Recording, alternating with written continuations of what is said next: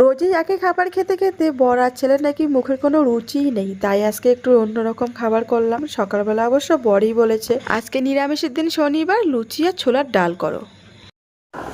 আমার ডাল হয়ে গেল, আর এখন শুধু লুচিটা বানাবো। আমি লুচিটা করি, সব কাজে আমাকে কেন বলো তো, ওখানে বিরক্ত করে। ও রুটি বেলে দিবে, রুটি তোমাকে বেলতে হবে না, আমি আটা পারবো।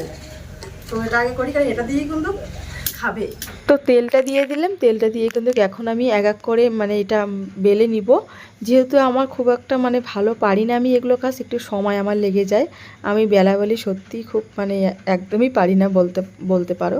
মানে অনেক ট্রাই করে চেষ্টা করি, এতটুকু করি। যেহেতু ছেলে পছন্দ করে খেতে, আমার ছেলে ভীষণ কিন্তু ভালোবাসে এগুলো খেতে, তাই দেখো মানে ছেলের জন্যই করতে হয়।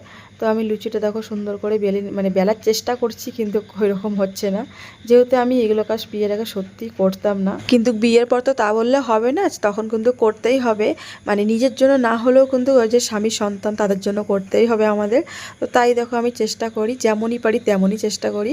আর প্রথমের লুচিগুলো কিন্তু ভালোই হয়েছে, পরে না মানে কয়েকটা লুচি কিন্তু একদম মানে জাল বেশি পড়েছে, একটু কড়া ভাজা হয়েছে। আর আমি আবার হালকা ভাজা করি, কারণ ছেলে যেহেতু খাবে, একটুখানিতে গ্যাস হয়ে যায়, এর জন্য হালকা ভাজাটাই বেশি আমি করি। দেখো নিয়ে নিল, প্রথম হতে হতেই রিকটা নিয়ে নিল। আমার ডালও চাচ্ছি।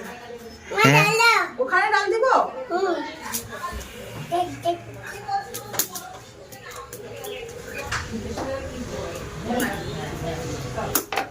বাবা কেমন হয়েছে বাবা?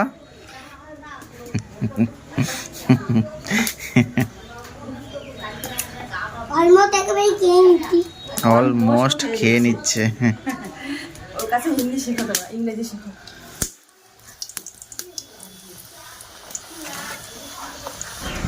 ছেলে খেলো মোটামুটি 5টা কাছাকাছি, 5টা বুঝি পার হয়ে গেল। ও 5টা খেলো। আর এখানে আমি নিলাম 3টে, ওকে আর আছে 3টে। তো দেখো প্রথমের দিকে খুব একটা একটু কেমন হয়েছে, তারপরে কিন্তু দেখো ভালোই হয়েছে। আমি কম করে ভাজি, যেহেতু ও খায়, কমে ভাজি খাই না। ঠিক আছে, আসো খেয়ে নাও। ও তো খেয়ে নিয়েছে, শুধু এখন আজকে পেট ব্যথা করবে বাবা, পেট ব্যথা করবে দেখো। আসো। সকালে করেছি ছোলার ডাল, এখন কিন্তু সোয়াবিন করে নিচ্ছি। এই ছোলার ডালটা আমার বর একদমই খেতে ভালোবাসে না, ভাত দিয়ে খেতে। অন্য কিছু দিয়ে খেতে মানে খায়, কিন্তু ভাত দিয়ে একদমই পছন্দ করে না। এদিকে আমি সোয়াবিনের তরকারি করে নিচ্ছি। কী বা রান্না করি নিরামিষের দিন বলো তো, কিন্তু সোয়াবিনের তরকারি দিয়ে ভাত খাওয়া সত্যি একটু অসম্ভব হয়ে ওঠে। কারণ যেহেতু আমরা গ্রামের মানুষ জানোই শাক পাতা খেতে পছন্দ করি, আমি তো ভীষণ ভালোবাসি। সকালে জামা কাপড়গুলো ধুয়ে রেখেছি, কিন্তু মেলে দেইনি। এই যে এখন মেলে দিলাম। আমাকে সকাল থেকে বৃষ্টি পড়ছে, এখন তো বৃষ্টিটা কমলো, আর বৃষ্টি মনে হয় আসবে না, আসতেও পরে আমার দিয়ে আকাশে। তো মেলে দিয়ে এখন ওই সোয়াবিনের তরকারিটা বসিয়ে দিলাম।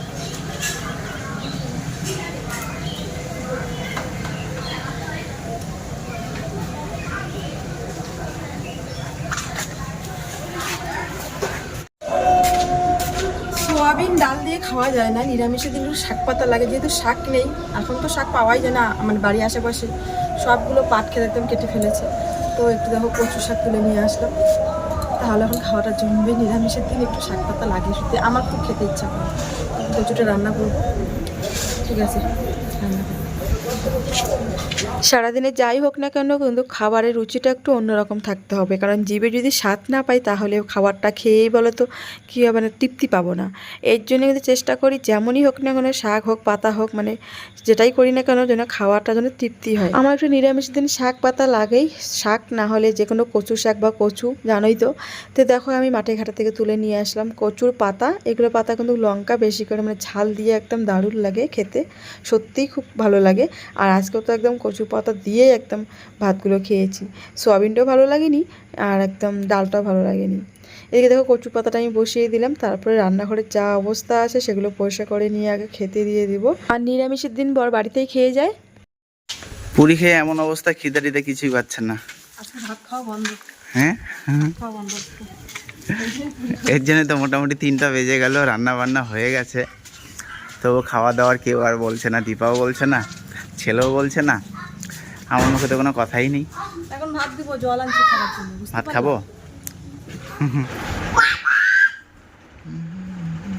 গরমের দিন এই আরে একদম না, দুপুরবেলা কেউ কখনো মার ভাত খায়?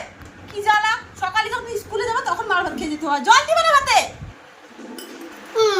ওগুলো মার ভাত খাবে। ডাল আছে তো, ডাল দিয়ে খাও। দেখো আমি রেগে যাবো।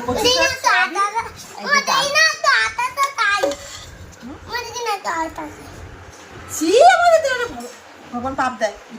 সন্ধ্যা ভ্যাপ। আর আজকে দেখো আমি দুপুরের শাড়িটা মানে ধুয়ে রেখেছি, মেলে দেয়নি।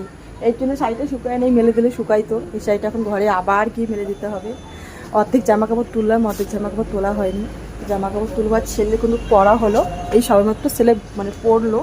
এই যে দেখো জামাটা পাতবো আজকে। আর কি দেখো বইটই রেখে টেকেও আবার চলে গেলো ওর আমাদের ঘরে, যেখানে সেখানে গেল। আমি এখন বইটিগুলো গোছাবো, মানে গোছাবো, ঘরটাগুলো গোছাবো, জামা কাপড়গুলোও মানে ঢোকায় রাখবো। শুকায়নি জামা কাপড় আজকে, যেহেতু আকাশটা খারাপ, ড্যাম সব জামা কাপড়ই ভেজা আছে। ওই ঘরে মেলে দিব রান্নাঘরে। আর বৃষ্টি হলে এই এক সমস্যা হয়, জামা কাপড় নিয়ে যে কতবার সেই ঘরে ঢুকাতে হয়, আবার কতবার যে মেলে দিতে হয় কোনো ঠিক থাকে না। এই জামা কাপড়গুলো মোটামুটি 3 দিন গড়াবে, কালকেও শুকাবে না, কারণ যেহেতু আকাশের পরিস্থিতি খারাপ, সারাদিনে রোদ থাকে না, জামা কাপড় শুকোতেই যায় না। এই যে দেখো জামা কাপড় একদম ডিপ, এক একটা করে ঘরে এখন মেলে দিব। ঠিক আছে, মেলে দেই, পরে দেখা হবে। বাজার ঘাট দেখো নিয়ে আসলো, আর সকাল থেকে বৃষ্টি, মানে রাত্রির থেকে বৃষ্টি। তারপরের দিনকার ভিডিও এটা, মানে তারপরের দিন তো জানোই জামা কাপড় মেলার পর যা হয়। আমার ছেলে যা দুষ্টামি করে, দুষ্টামি ফাঁকে ফাঁকে আমি যতটুকু পারে ভিডিও করি, আমার সত্যিই মানে কন্টিনিউ হয়ে ওঠে না। তারপরের দিনকার ব্লগ, বর বাজারে গিয়েছে, বাজার আনলো। কি এনেছে পাপা? চাউমিন না, এখানে মনে হয় পরোটা এনেছে।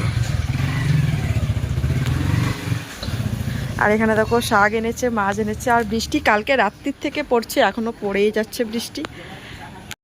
রাত্রিতে কাজ করা হয়ে গিয়েছে, তারপরে নদীতে হাত মুখ দুটো গিয়েছিল। আর তোমাকে তো আমি দেখালাম, কুমির খেয়ে নিয়েছে। তো এটা তারপরের দিনকার ভিডিও, কালকে তো আর হয়নি জানোই। করো তো সকালে এখন বর বাজার নিয়ে আসলো, আমি ভাত নামালাম, আলু সিদ্ধ ভাতটা নামানোর পর এখন বাজার নিয়ে আসলো। দেখো রান্না বান্না হবে, আর বৃষ্টি তো পড়েই যাচ্ছে। আর এই যে দেখো ঘরে আমার ছিল কাঁসার ছুরি আগের বছরের, তো আগের বছর 2 বছর মানে গত বছর 2 বছর মানে 2 ডজন আনা হয়েছে, 1 ডজন আমি পরে নিয়েছি ছোট মাপের, এটা বড় মাপের, অনেকটাই বড়। দেখো শাখা একদম বার হয়ে যায়, তো এটাই পরে নিলাম। ঠিক আছে চলো। কি এটা তোমার হাতে? কি বাবা? পিছাও কি এটা?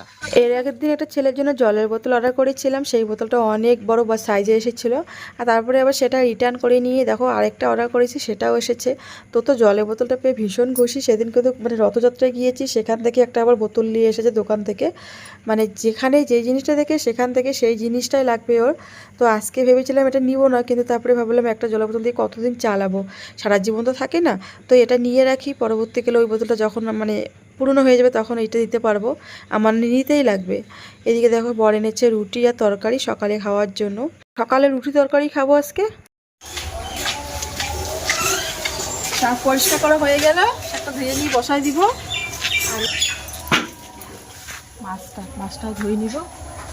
আর একটু সাজলাম, কারণ আমি দুটো রিলস করবো, এর জন্যই সবুজ চিনি পড়েছি তো এইটা। ঠিক আছে, মাছগুলো পরিষ্কার করে নিই। তারপর